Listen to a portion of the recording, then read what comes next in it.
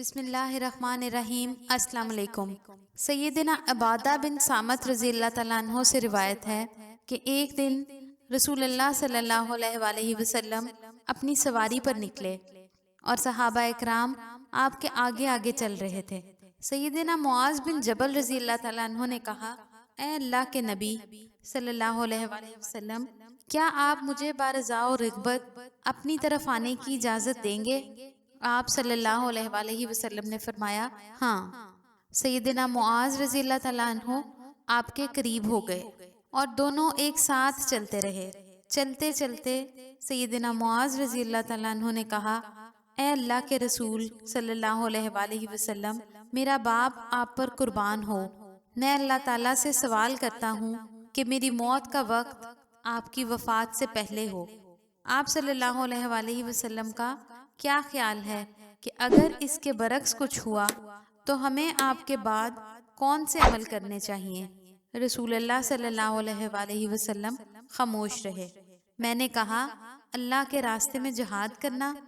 آپ صلی اللہ علیہ وآلہ وسلم نے فرمایا، جہاد تو بہترین عمل ہے، اور جو چیز لوگوں کے پاس ہے وہ اس سے بھی زیادہ نیکیوں کی حفاظت کرنے والی ہے۔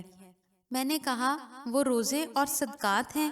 آپ صلی اللہ علیہ وآلہ وسلم نے فرمایا، روزے اور صدقہ و خیرات بہترین اعمال ہیں۔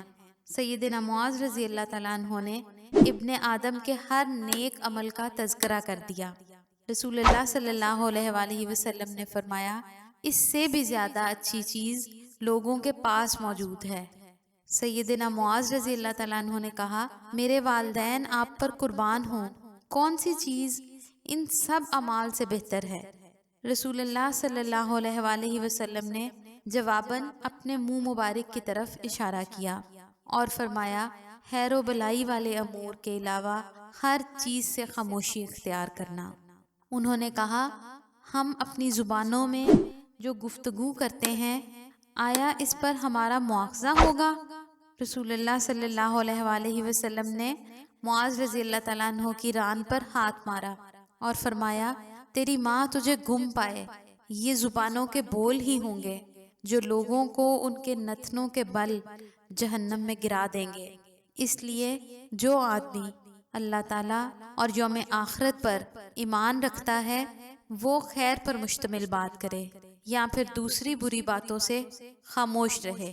لوگوں، اچھی باتیں کیا کرو، غنیمت پاؤ گے، اور بری باتوں سے رک جایا کرو، محفوظ رہو گے۔ اللہ تعالیٰ اس شخص کو تر و تازہ اور شاداب رکھے جس نے ہم سے کوئی حدیث سنی پھر اسے یاد کر کے لوگوں تک پہنچا دیا۔ مزید اسلامی ویڈیوز کے لیے ہمارے چینل کو ضرور سبسکرائب کروائیں۔